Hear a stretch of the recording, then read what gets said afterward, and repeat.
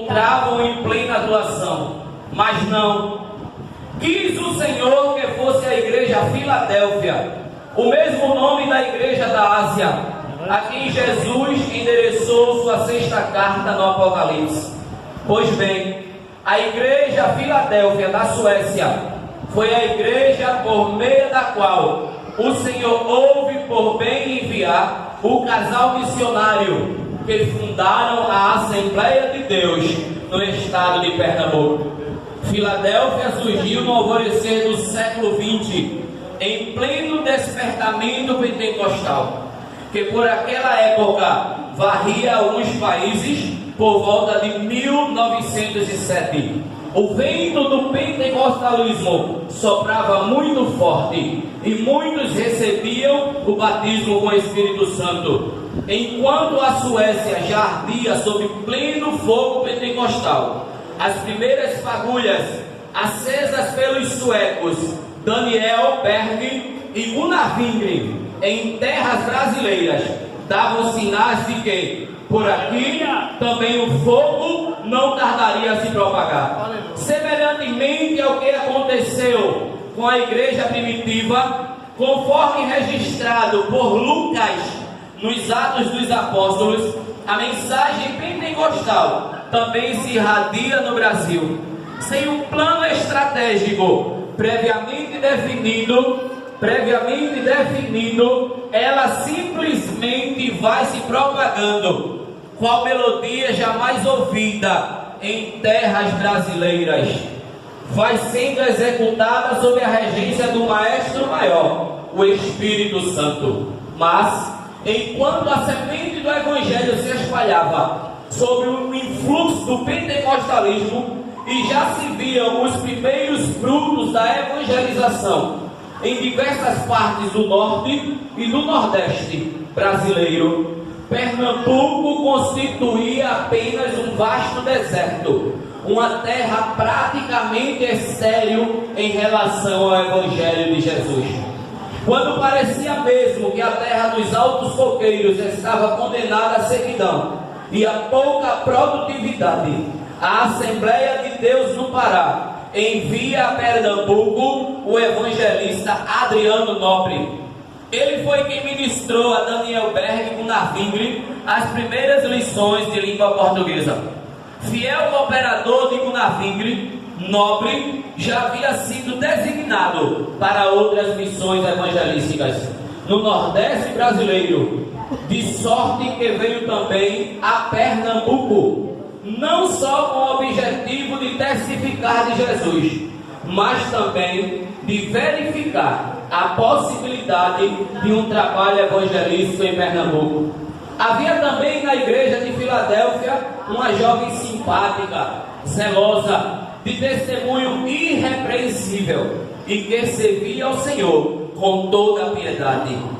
Seu nome era Signe, era enfermeira, e foi exatamente aí que Deus começou o seu projeto. Os anos passaram e em sua providência Deus arquitetou um plano para o encontro daqueles dois jovens. Certa ocasião, o jovem tenente Joel sentiu fortes dores em uma das pernas e, sendo socorrido, foi encaminhado para o hospital, exatamente onde trabalhava a irmã Signe. Enquanto recebia cuidados, a irmã Signe passou a lhe falar sobre o batismo com o Espírito Santo, assunto que despertou o interesse do jovem Joel. Após receber alta do hospital, Signe o convidou para congregar em sua igreja. Por aquela época, aquela comunidade de irmãos já era conhecida como Igreja Filadélfia e tinha como seu pastor o irmão Leo Petrus. Foi lá que, em uma das reuniões de oração, o jovem Joel Carlson foi batizado com o Espírito Santo. Naquela ocasião, o pastor Petrus foi impulsionado a orar pelo jovem Joel, impondo-lhe as mãos. Então, usado pelo Espírito Santo para dirigir a Carlson as seguintes palavras: Deus está me revelando que o irmão tem uma chamada para fazer uma grande obra num país de cultura, língua e costumes totalmente diferentes dos da Suécia. mas que ele vai capacitá-lo. A partir dali, se dedicou ainda mais a sua vida ao Senhor. Finalmente, em 15 de outubro de 1917, deu-se o casamento de Joel e Sig. Aquela não seria apenas uma celebração a unir duas almas gêmeas pelos elos da afeição. Não, Deus tinha pressa na execução de um plano bem maior. Afinal, os milhares de quilômetros de distância, uma terra clamava pelo Evangelho. Pernambuco clamava pelo Evangelho e ansiava pelo fogo pentecostal. Assim, no mesmo dia do enlace matrimonial, o pastor Petrus impetra a bênção sobre o jovem casal e os envia como missionários para trabalhar em terras brasileiras. No Brasil, o jovem casal seria recepcionado por Gunnar Vingre e Findra Vingre, que já estavam trabalhando em Belém do Pará. Depois de um tempo, partem de Belém do Pará. Em 14 de outubro de 1918, e 6 dias depois, desembarcam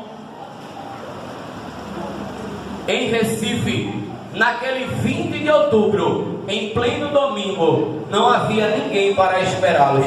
Era Deus que, em sua peculiar maneira de trabalhar, submetia ao jovem casal a sua primeira prova em Pernambuco. A carta em que avisava da sua chegada foi extraviada. Sozinhos pelas ruas de Recife e à procura dos irmãos Joel e Filipa Ribeiro, encontraram os mesmos e foram hospedados na casa dos irmãos. Era exatamente 24 de outubro de 1918. Muitas foram as dificuldades: moradia escassa, falta de comida, dificuldade no idioma, até mesmo no calçado. Joel usava um sapato em um dos pés e no outro uma sandália. Eram perseguidos enquanto pregavam pelas ruas do Recife, ou mesmo quando realizavam os cultos. Várias foram as vezes que os missionários chegou em casa sujo e molhado, pois enquanto evangelizava, lhe atiravam ovos, tomate podre, água com sabão e outras coisas. Era esse o lugar em que Deus cumpriria suas promessas? Estou mesmo dentro da vontade de Deus, desanimado com a situação. Joel viajou a Rio Grande do Norte, onde foi até Ceará Mirim. Naquela cidade, mediante a sua pregação, o Senhor salvou diversas pessoas. Foi também para Paraíba. Lá o resultado também foi bastante animador. Joel voltou para Recife tão entusiasmado que estava decidido a ir para um daqueles estados. Comunicou sua decisão ao irmão João Ribeiro, que em vez de apoiá-lo em sua resolução, deu-lhe o seguinte conselho: não faça isso, pastor. Jesus fará uma grande obra também aqui em Recife. Por essa época também recebeu o convite de um missionário para que fosse ajudá-lo em Lisboa, Portugal. Porém, a palavra serena e firme da irmã Sigrid Carson ajudou a demovê-lo daquela ideia. Alguns dias depois, uma palavra profética da parte do Senhor confortou o coração dos seus servos: não canseis, mas crede em mim. A obra crescerá muitíssimo, quer o povo queira, quer não.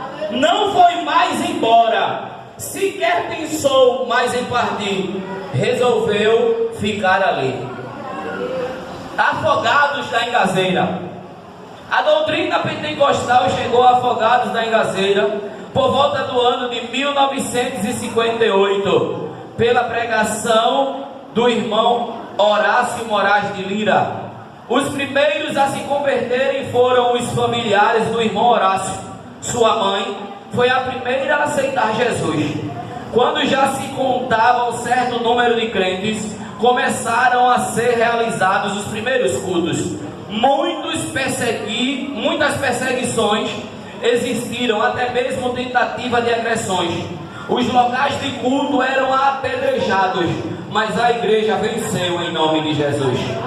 Caruaru, o irmão Pedro Lourenço membro de outra igreja, encontrou-se casualmente com o irmão Miguel, vindo da cidade do Recife e pertencente à Assembleia de Deus, o qual começou a lhe falar sobre o batismo com o Espírito Santo. Foi marcada uma reunião onde toda a família do irmão Araújo e outras pessoas participaram, e 7 pessoas creram na doutrina pentecostal. O primeiro ponto de pregação teve a assistência inicial do missionário Joel. Se deu em 27 de dezembro de 1932. A igreja em Caruaru sofreu muitas perseguições por parte de algumas igrejas evangélicas por causa da doutrina pentecostal, mas a igreja cresceu, e desde 25 de maio de 2013 o pastor Samuel está à frente da igreja naquela cidade. Ribeirão, a Assembleia de Deus chegou em Ribeirão quando esse era ainda um distrito da vizinha Gambileira. Ribeirão foi um dos primeiros lugares a ouvir a mensagem pentecostal. Na verdade, o referido distrito fez parte da primeira viagem missionária do nosso Paulo, o missionário Joel, em 1919.